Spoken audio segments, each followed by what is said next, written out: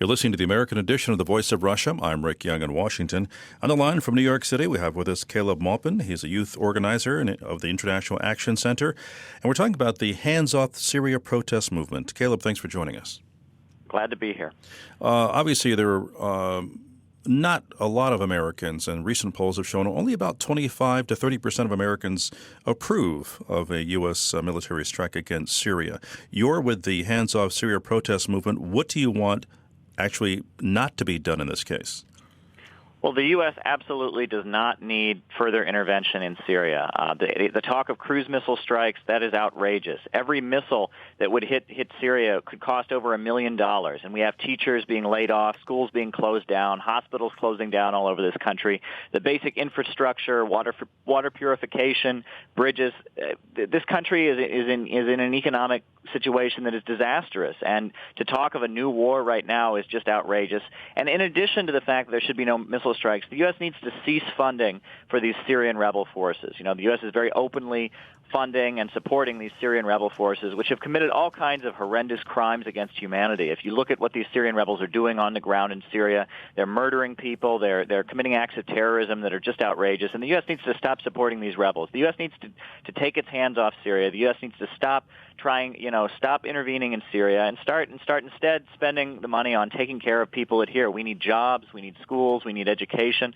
That should be the priority of the government, not fighting a foreign war to overthrow some government on the other side of the world. That shouldn't be the priority of the government in the United States.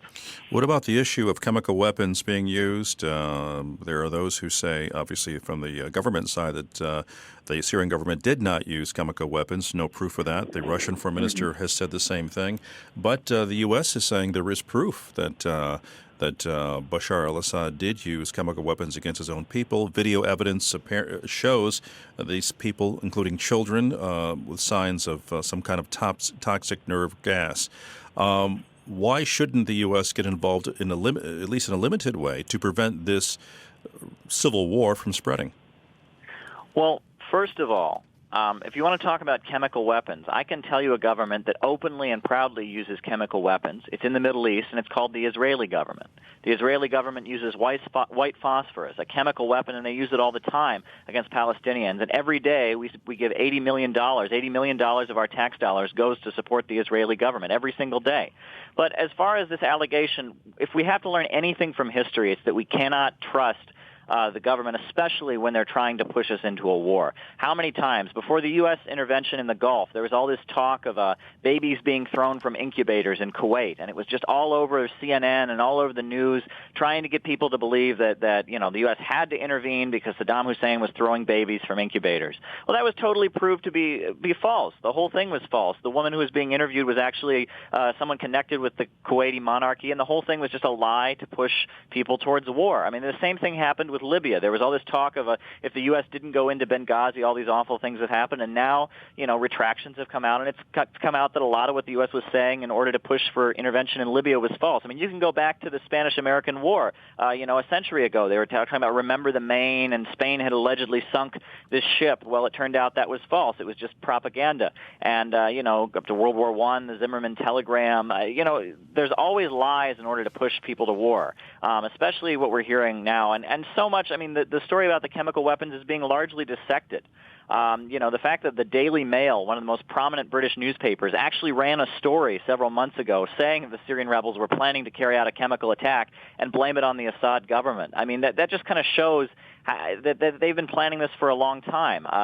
We can't believe what's being said, and the fact that there are so many conflicting reports, some reports saying 350 dead, some saying thousands dead. The fact that in Turkey, these rebel forces, who are being supported by our tax dollars, have been caught with sarin nerve gas by the Turkish government. The fact that Carla Del Ponte, a human rights investigator, was in Syria, and she said that it's not the government that's using the chemical weapons, but it's these rebels who are again being supported by us that are using sarin nerve gas. They've used it on several occasions.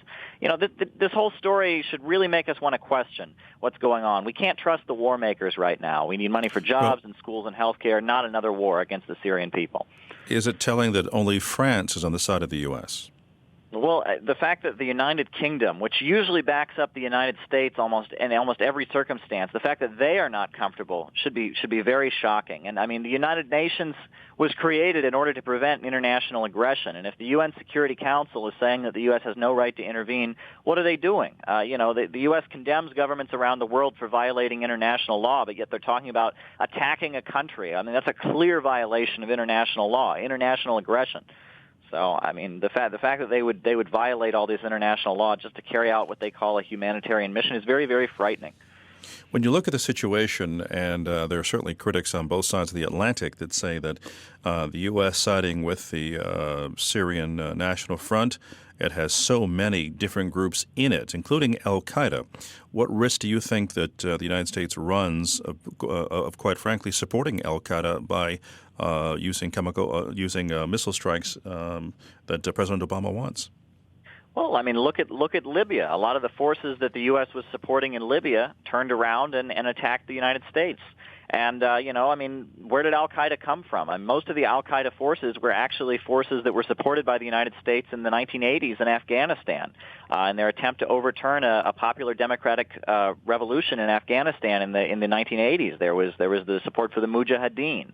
And it's really hypocritical. We often hear from the government that the U.S. has to be at war to fight against what they call radical Islam. But in this situation, the U.S. is aligned with quote-unquote radical Islam. That's who the Syrian rebels are. They are radical Islamists, and they are fighting against a secular government. In Syria for over a century, Christians, Muslims, Jews, Alawites have been living in peace with each other. It's been a united secular government with stability, with a level of health care and jobs for the population, with a government that has not just blindly obeyed Wall Street, but has stood up to them on many occasions and has aligned with the Palestinian people. And the U.S. is supporting, religious fanatics who are going into churches and killing people. I mean, you can see what these rebels have done. The whole world can see what these rebels do. CNN, MSNBC may not want to emphasize it, but these rebels, they're bloodthirsty murderers, and it's very obvious to see what they have done. And the U.S. is supporting them in an attempt to overthrow a secular government that has held the country of Syria together for a long time. It's a very frightening thing if you see what's happening. They're essentially trying to replace stability with chaos.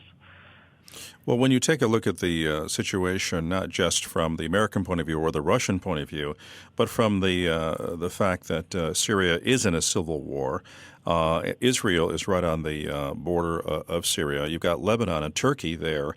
How do you think any kind of military strike by the U.S., whether limited or precision or what, will affect the stability of that region? Well, I think it would make things more unstable. I think instability would be the result, and that's very clear. Syria was a very stable country until these rebels started getting weapons and funding from the United States and committing their crimes. This whole war is manufactured. There were some people who protested against Assad who are now supporting Assad against these rebel forces. Most of these rebel forces are not even from Syria. A lot of them are mercenaries from places like Qatar and Jordan. At the United Nations, the Commission for the Rights of the Child even reported that these rebel forces have a lot of children who have been forcibly abducted and recruited into their ranks. People as young as 11 and 12 who've been forced to fight for these Syrian rebels. I mean, is this something that our tax dollars, as people living in the United States, should be funding?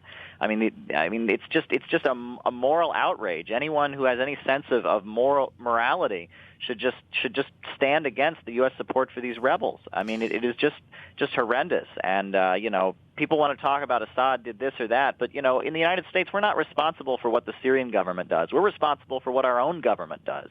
And right now, our own government is backing and funding these Syrian rebels, and our own government is talking about having cruise missile strikes and killing people in Syria. And as people living in the United States, we're obligated to stand and oppose that. Well, we got about a minute left. We've got Senator John McCain supporting President Barack Obama in this talk of a limited strike against the Syrian regime. Did that surprise you? It did not surprise me. John McCain is very much a warmonger. We talk about a warmonger, like a fishmonger is someone who sells fish. Well, a warmonger is someone who sells war, and John McCain has done that throughout his entire career, he's gone around the world promoting war on behalf of the United States, and his whole his whole story is that he was bombing Vietnam, and the bombing of Vietnam that he participated in, killed thousands and thousands of innocent Vietnamese people, and yet, when he was shot down, they did not execute him; they kept him alive, and he eventually returned back to the United States, which is something that I doubt the United States would have done if people had been bombing this country. So, John McCain, he goes around promoting war, selling war, and this is a very frightening situation. We need to stand against the drive for war. We need to say we need money for schools, money for jobs, money for health care, money for education, and not money for a new war in Syria, and not money to support a group of terrorists in Syria. Well, Caleb, what is your website? Our website is iacenter.org. And you're also on Facebook? We are. We are on Facebook. We do have a Facebook group. We were started in 1993 by U.S. Attorney General Ramsey Clark as a group that stands against wars, against injustice, and fights for equality and democracy and jobs and peace and all the things human beings want. But Wall Street and the banks, that profit from war seem to oppose. That's what the IAC is all about. On a Facebook, you're at facebook.com/handsoffsyria, right? That's us. All right. Caleb Maupin, youth organizer, International Action Center with the Hands Off Syria protest movement. Thanks for joining us in the American edition of The Voice of Russia. Glad to be here, and thank you very much. Have a good day. You too.